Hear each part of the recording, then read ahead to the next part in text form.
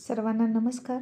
ऑफिसवाला लव with टशन या स्टोरीचे 4 episode यापूर्वीच upload केलेले आहेत. कृपया ते सगळे एपिसोड ऐकण्यासाठी आपल्या चॅनलला भेट द्यावी. आता स्वीटी आर्यनसोबत लंच न करता सगळ्या स्टाफसोबत लंच करत होती आणि आतमध्ये आर्यन उपाशीच बसला. आणि बाहेर जेवताना एक एम्प्लॉई होती, ती खातच नव्हती. जेवणाकडे बघायची आणि कसनुसं तोंड करायची. आणि बाकीच्या तिच्या फ्रेंड्स तिला भरवत होत्या, आग्रह करत होत्या. आणि स्वीटी म्हणाली, काय झालं, तू का खात नाहीस? आणि ती म्हणाली, मॅडम 5वा महिना सुरू आहे आणि काही खावंसं वाटत नाही. आणि हे ऐकून स्वीटीला खूप छान वाटलं आणि ती हसून म्हणाली, ओ माय गॉड, म्हणजे तू प्रेग्नंट आहेस का? मग तर तू खाल्लं पाहिजे, आता खा बरं. आणि ती मुलगी म्हणाली, नाही मॅडम, खरंच नाही खाऊ वाटत. स्वीटी म्हणाली, अगं पण नाही खाल्लं तर कसं होणार? तुझ्या बाळाला हेल्दी फूड मिळायला नको का? आणि इथं खात नाहीस तर मग घरी कशी करतेस? आणि ती मुलगी म्हणाली, घरी माझा नवरा असतो ना, तो भरवतो मला आणि खात खात रील दाखवतो, गोष्टी सांगतो, म्हणून जेवण जातं. आणि आता तशीच सवय लागली आहे आणि एकटीला खाऊ वाटत नाही.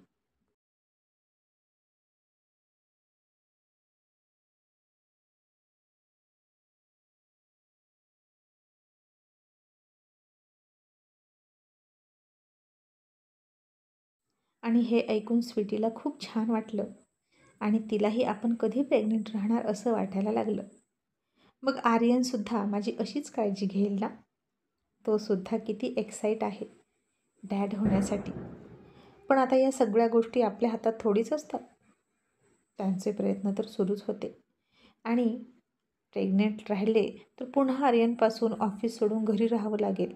आणि ती निकी, तिच्यापासून आर्यनला कसा दूर ठेवू असं तिला वाटायचं लागलं.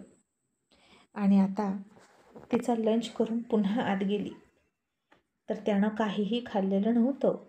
टिफिनला हातसुद्धा लावला नव्हता आणि उगीच मोबाईलमध्ये चॅटिंग करत बसला होता. आणि तिनं त्याचा लंच बॉक्स उघडला, प्लेटमध्ये सगळं वाढवून दिलं आणि त्याच्यासमोर प्लेट सरकवली.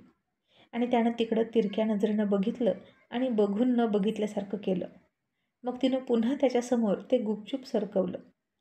त्यानं अर्धी खुर्ची बाजूला फिरवली आणि तसाच नाराज होत बसला. आणि स्वीटी थोडी गालात हसली आणि जिद्दी पियाजी असं मनात म्हणून तिनं त्याची खुर्ची पुन्हा प्लेटकडं वळवली. तशी तर आता आर्यन पूर्ण खुर्ची वळवून जेवणाकडे पाठ केली आणि पाठीमागे तोंड करून बसला. आणि स्वीटीनं हताश होत कमरेवर हात ठेवला आणि म्हणाली, किती जिद्दी बॉय आहे हा. मग तिनं एक घास मोडला आणि त्याच्या तोंडासमोर पकडला आणि म्हणाली, खाना बेबी, असं का करतोस? अच्छा बाबा, सॉरी, उद्यापासून नाही असं करणार. तसं त्यानं मोबाईल बाजूला ठेवून तिचा हात हातात घेऊन जबरदस्ती खेचून मांडीवर बसवली. आणि तिला म्हणाला, आधी मला सांग, मी तुला इथे कशासाठी आणली? माझ्यासोबत सतत राहशील म्हणून ना? आणि तू आहेस की दूर दूर जातेस? And I don't like this. मला हे अजिबात नाही आवडलं. आणि स्वीटी हसून म्हणाली, पण तू बॉस आहेस, मी एम्प्लॉई आहे आणि तूच म्हणतोस की ऑफिस लाईफ वेगळी, पर्सनल लाईफ वेगळी ठेवायची, म्हणून मग मी ते करत होते. आता खातोस की नाही? लंच ब्रेक संपत आला. आणि मग त्यानं तिच्या हातातून घास खाल्ला आणि ती म्हणाली, सोड बरं आता, तू खा. आणि तो म्हणाला, आली असतीस बाहेर तर काय झालं असतं? आणि तू माझ्यासोबत नसशील लंच करायला तर मी लंच करणार नाही. तू माझ्यासोबत सतत असावी म्हणून मी तुला सेक्रेटरी केलं आहे आणि तुझं वेगळंच काहीतरी सुरू असतं.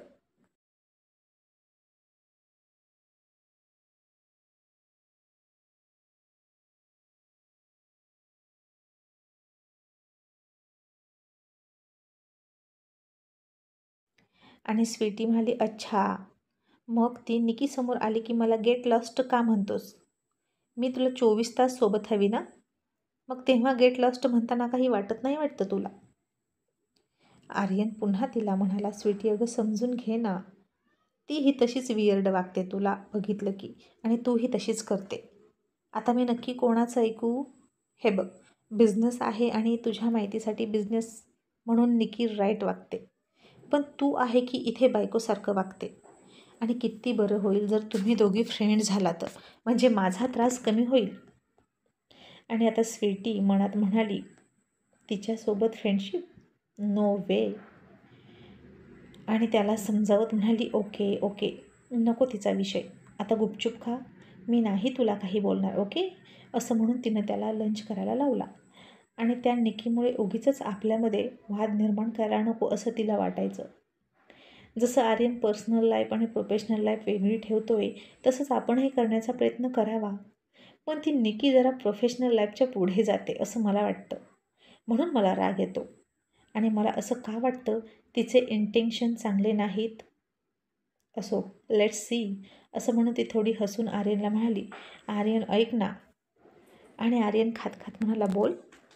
आणि आता स्वीटी त्या प्रेग्नंट मुलीविषयी त्याला काहीतरी बोलणार होती. आणि आपल्याही बाळाविषयी थोडंसं बोलावं असं तिला वाटलं. पण ही जागा तिला योग्य वाटली नाही. आणि ती त्याला हसूनच म्हणाली, काय नाही, आर्यन रात्री बोलते.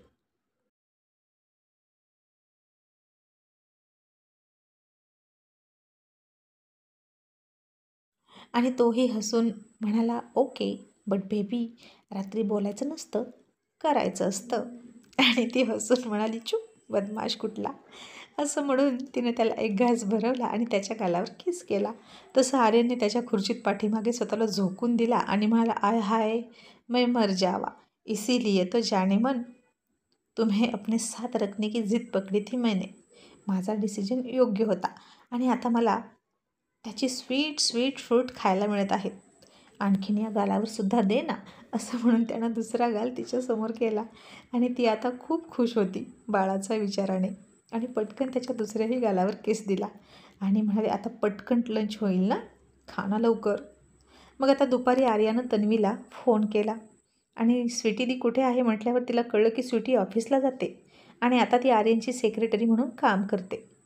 आणि आर्या चकित होऊन म्हणाली, व्हॉट मॉम, दीला काय गरज आहे सेक्रेटरी म्हणून काम करायची? अगं ती मालकीण आहे तिथली, मग नोकरी का करते? तन्वी म्हणाली, आता तुझ्या दादाची इच्छा आहे म्हणून स्वीटी दी पूर्ण करत आहे, दुसरं काय. आणि त्यांचं नवीन नवीन लग्न आहे, एकमेकांसोबत राहू वाटत असेल तर काय हरकत आहे. आणि आरू म्हणाली, नक्कीच दादाचा हाच प्लॅन असणार त्यामागे. स्वीटी दी इतकी स्वीट आहे ना की तिच्याशिवाय तो नाही थांबू शकत. Mom bye. असं म्हणून तिनं फोन ठेवला. आणि आरूला वाटलं, आपण पण अशीच इंद्राची मदत केली तर किती बरं होईल. आणि इथून कॅमेरा बघत बसण्यापेक्षा, घरी बसण्यापेक्षा आपण इंद्राला जॉईन करू शकतो. बिचारा एकटा इंद्रा काय काय करेल ना. आणि त्याच्या त्या एम्प्लॉई त्याला खूप उल्लू बनवतात. आता तिला वाटलं की आपण MBA केलं असतं तर किती छान झालं असतं. डिग्री घेतली आणि गप्प बसलो आळस करून. मधूसारखं MBAला ॲडमिशन घ्यायला हवं होतं. आणि तिच्या डोक्यात आलं, खरंच आत्ता आपण MBAला ॲडमिशन घ्यावं. आणि तिनं मधूलाच फोन केला आणि म्हणाली, मधू, तुझ्या कॉलेजमध्ये मला ॲडमिशन मिळेल का गं? आणि मधू म्हणाले, आरू, मी तुला चौकशी करून सांगू का? मी कॉलेजमध्येच आहे, 10 मिनटात तुला रिटर्न कॉल करते. आणि मधूनं चौकशी केली आणि तिला नाही असं उत्तर मिळालं. आणि तिनं ते आर्याला सांगितलं. आणि आर्यालाही वाटलं, असं अधीनामध्ये ॲडमिशन कसं मिळणार.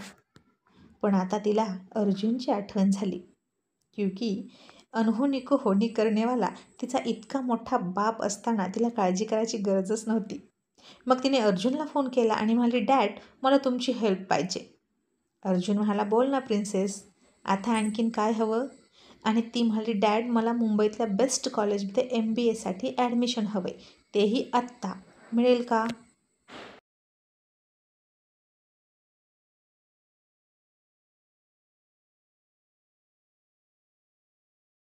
आणि अर्जुन थोडा चक्रावला आणि म्हणाला, व्हॉट प्रिन्सेस, तुला आत्ता MBA करायचं आहे का?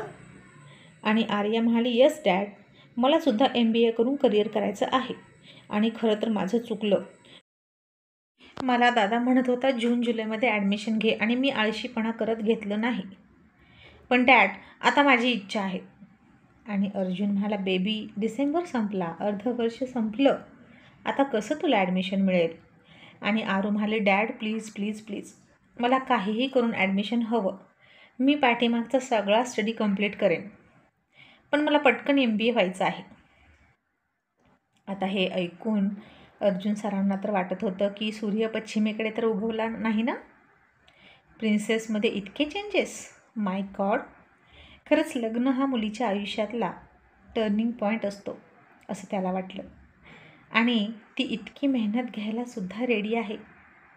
एक पान लिहायचा जिला कंटाळा यायचा ती आता चक्क अर्ध्या वर्षाचा स्टडी, तो सुद्धा MBAचा कंप्लीट करायला तयार आहे. आणि प्रिन्सेस आता हार्डवर्क करायला लागली हे त्याच्या लक्षात आलं.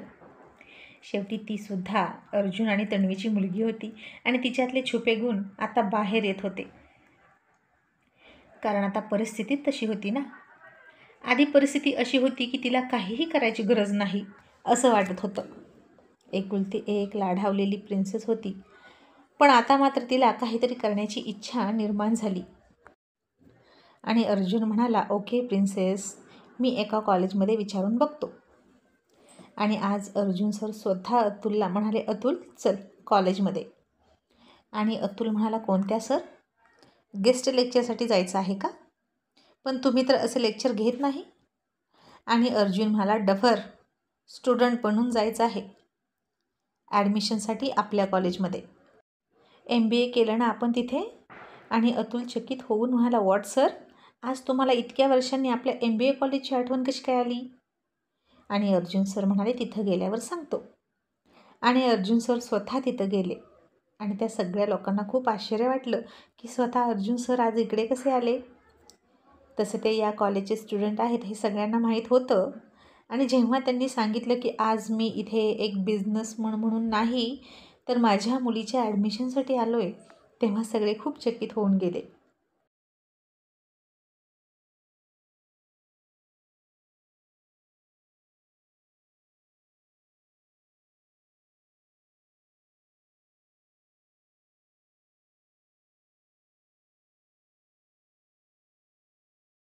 आणि मग अर्जुन सरांनी त्यांना सगळं सांगितलं. आणि काही होईल का?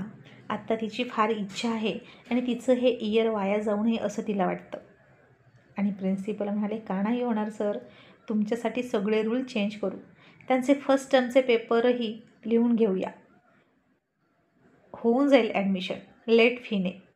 आणि अर्जुन सगळ्यांचे आभार मानून तिथून परत फिरला आणि आर्याला खुशखबरी दिली. आणि आर्याने खूप एक्साईट होऊन म्हणाली, thank you so much dad, you are world best dad. आणि खूप खुश होऊन गेली. आणि मग आता बघता बघता ख्रिसमस डे उद्यावर आला. आणि तन्वी अर्जुनला म्हणाली, अर्जुन यावेळी ख्रिसमस डेची पार्टी होईल की नाही रे? आणि अर्जुन म्हणाला, माहीत नाही, आता यावेळी दोन्ही मुलांची लग्न झाली आणि त्यांना आता असल्या गोष्टीत इंटरेस्ट नाही. आणि आहे की नाही पार्टीचं नियोजन आय डोंट नो, कारण प्रिन्सेसला आता अभ्यास करू वाटतोय आणि आर्यनला बिझनेस करू वाटतोय. बट तनू, ख्रिसमस डेची पार्टी नसली तरी हॅपी न्यू इयरची पार्टी मात्र जोरदार होणार आणि ती पार्टी आपण अरेंज करूया. तन्वी म्हणाली, ओके, मी लगेच कामाला लागते. आणि अर्जुन तिला मिठीत घेऊन म्हणाला, जाने मन, तुझ्यापेक्षा वेल पार्टी प्लॅनर कोणीच नाही. तू ना अशी जादू केल्यासारखी चुटकी वाजवली की सगळं प्लॅन करून टाकतेस आणि मला काहीच टेन्शन राहत नाही. असं म्हणून तिच्या कमरेत हात घालून काहीतरी रोमॅन्टिक चाळे सुरू केले अर्जुन सरांनी. आणि तन्वीही त्याच्या मिठीत गेली. आणि ठरल्याप्रमाणे आता 24 तारखेला रात्री निकीचा फोन आला आर्यनला आणि म्हणाली, आर्यन, उद्या माझ्याकडे ख्रिसमस पार्टी आहे, तर तू येणार आहेस का? येशील ना? आणि हो, तू एकटा येणार आहेस, कारण हे बिझनेस पार्टी नाही, त्यामुळे तुझी सेक्रेटरी या पार्टीमध्ये अलाउड नाही. आणि आता आर्यन थोडा गप्प बसला आणि नंतर म्हणाला, ओके. इतक्यात स्वीटी बेडरूममध्ये आली आणि कोणाचा फोन आहे हे न बघता ती पटकन त्याच्याजवळ येऊन तिनं त्याच्या गालावर बाईट केला. आणि आर्यन ओरडला आणि म्हणाला, हळू ना बेबी. आणि हे ऐकलं तसं निकी थोडी चकित झाली आणि म्हणाली, आर्यन, आता तुझ्यासोबत कोण आहे? आणि आर्यन थोडा हसून म्हणाला, जंगली बिल्ली आहे, हमेशा काटती रहती है. तसं स्वीटी पुन्हा त्याच्या दुसऱ्या गालावर बाईट करायला गेली आणि त्यानं तोंडावर बोट ठेवलं आणि तिला गप्प बस असा इशारा केला आणि दुसऱ्या हाताने मिठीत घेतली. आणि निकी म्हणाली, आर्यन, मग आता तू का ओरडला आणि गप्प बस कोणाला म्हणालास? आर्यन म्हणाला, अगं तिलाच म्हणालो, सारखी पंजा मारते. असं म्हणून त्यानं स्वीटीला किस केलं. स्वीटीनं आता त्याचा फोन पाहिला आणि निकीचा फोन होता आणि हे बघून तिने त्याच्यावर डोळे मोठे केले आणि आर्यनने तिच्याकडे बघून जस्ट 2 मिनिट असं 2 बोटं करून सांगितलं. आणि निकी म्हणाली, आर्यन ती बिल्ली तुला इतका पंजा मारते तर सोडून दे ना, कशाला तिला ठेवलीस? ती डेंजरस आहे तुझ्यासाठी. आणि आर्यननं आता पुन्हा स्वीटीला जवळ घेतली आणि म्हणाला, नाही ना सोडू शकत. ती कितीही डेंजरस असली तरी, तिनं कितीही पंजा मारला तरी आय लव्ह हर. आणि निकीला आता काही कळतच नव्हतं. पण कसं असतं ना, असतं एखाद्याचं पाळीव प्राण्यावर प्रेम, असं तिला वाटलं. आणि आर्यन म्हणाला, ओके गुड नाईट, आणि त्यानं फोन ठेवला. आणि स्वीटी म्हणाली, मी जंगली बिल्ली का? मग तू जंगली बिल्ला, असं म्हणून ती त्याच्या अंगावर धावून गेली आणि त्यानं तिला किस करायला सुरुवात केली. आणि इकडे हॉटेलमध्ये ऋषी परीच्या रूममध्ये आला होता आणि खूप वेळ त्याचं उद्याचं प्लॅनिंग सुरू होतं. आणि तो परीला म्हणाला, परी उद्या आपल्याला मीटिंगसाठी जायचं आहे आणि आपल्या मिशनची सुरुवात खऱ्या अर्थानं उद्यापासून होणार आहे. Are you ready? आणि परी म्हणाली, येस. आणि तू इथे कम्फर्टेबल आहेस ना या रूममध्ये, असं ऋषीनं विचारलं. आणि परी म्हणाली, हो. आणि मग तिला गुड नाईट म्हणून उद्या दुपारी शार्प 12 वाजता तिथे पोहोचायचं या हिशोबात रेडी राहा, असं तो तिला म्हणाला. इकडे निकीनं सुद्धा क्रिसमस पार्टीची जोरदार तयारी सुरू केली होती आणि ऋषी आणि परी त्यांचा लुक चेंज करून त्या मीटिंगसाठी निघाले. त्या रशियाकडून आलेल्या क्लायंटचे सगळे आयडेंटिटी आणि डिटेल्स त्यांनी घेतले, ॲड्रेसही घेतला. आणि निघताना ऋषी परीला म्हणाला, परी तू कॉन्फिडंट आहेस ना तिथं जाण्यासाठी? परी हसून म्हणाली, ऋषी तू सोबत असशील तर मी नाही घाबरणार.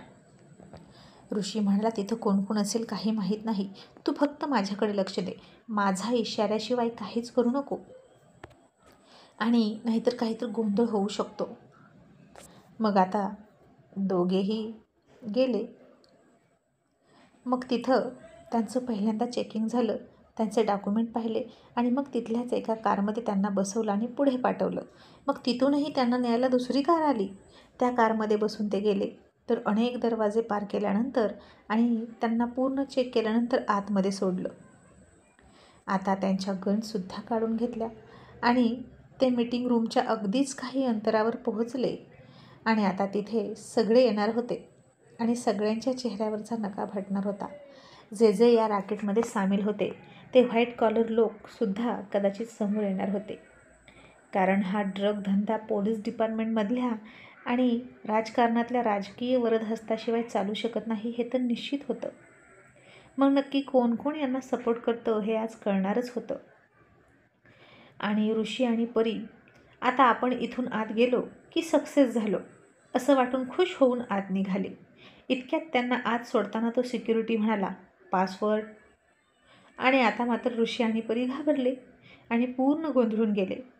पासवर्ड तर माहीतच नव्हता आणि असा काही पासवर्ड असेल असं त्यांच्या डोक्यातही नव्हतं.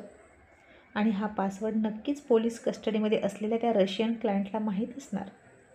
आणि आपण इतकी महत्त्वाची गोष्ट कशी विसरलो हे ऋषीला समजत नव्हतं आणि तो स्वतःला दोष देत होता.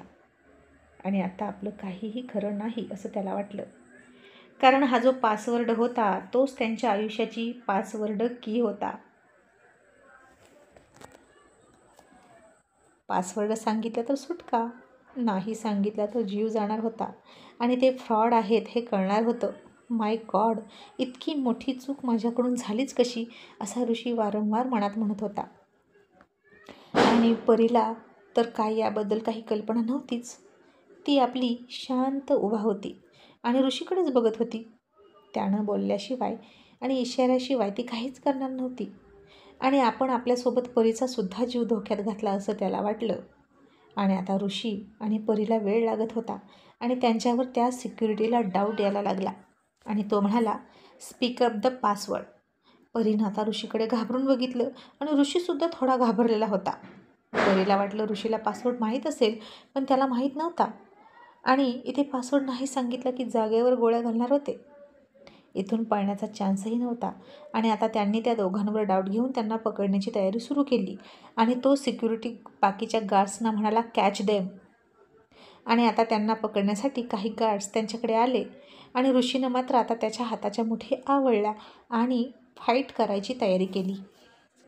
आणि ते त्यांना पकडणार इतक्यात परी घाबरून म्हणाली, ओ गॉड सेव्ह मी. तसं त्यांना पकडणारे हात जागेवर थांबले. आणि ऋषीला आणि परीला कळेच ना की ते का जागेवर थांबले. आणि ते सिक्युरिटी म्हणाले, राईट पासवर्ड, त्यांना जाऊ द्या. तसे दोघेही चकित झाले. म्हणजे त्यांचा पासवर्ड ओ गॉड सेव्ह मी असा होता. आणि दोघांनीही सुटकेचा निश्वास टाकला आणि आत निघाले. ऋषीनं परीकडे बघून थंबअप करून वेल डन असं म्हटलं आणि पुढच्या मीटिंगसाठी तिला ऑल द बेस्ट केलं. आणि ऋषीनं तिथं जाता जाता तिला एक हेअर पिन दिली. आणि परी म्हणाली, ही कशासाठी. आणि ऋषी म्हणाला, याच्यात कॅमेरा आहे, तुझ्या हेअरला लाव, याच्यात अख्खी मीटिंग रेकॉर्ड होणार आहे. आणि इतक्यात एक जणानं ऋषीकडे बघितलं आणि तिच्या हातात काय दिलं हे विचारलं. आणि परी म्हणाली, काहीच नाही, हेअर पिन आहे, ॲक्च्युली मगाशी कारमध्ये त्याच्याकडेच राहिली. आणि आम्ही तुमचीच माणसं आहोत, आमच्यावर कसले डाऊट घेता. मगाशी पासवर्ड सांगितला ना, मग अजूनही तसल्ली झाली नाही का. आणि तो सिक्युरिटी म्हणाला, सॉरी मॅडम. आणि आता परीनं ती हेअर पिन तिच्या केसांमध्ये पुढं लावली. आणि ऋषी तिच्याकडे बघून हसला.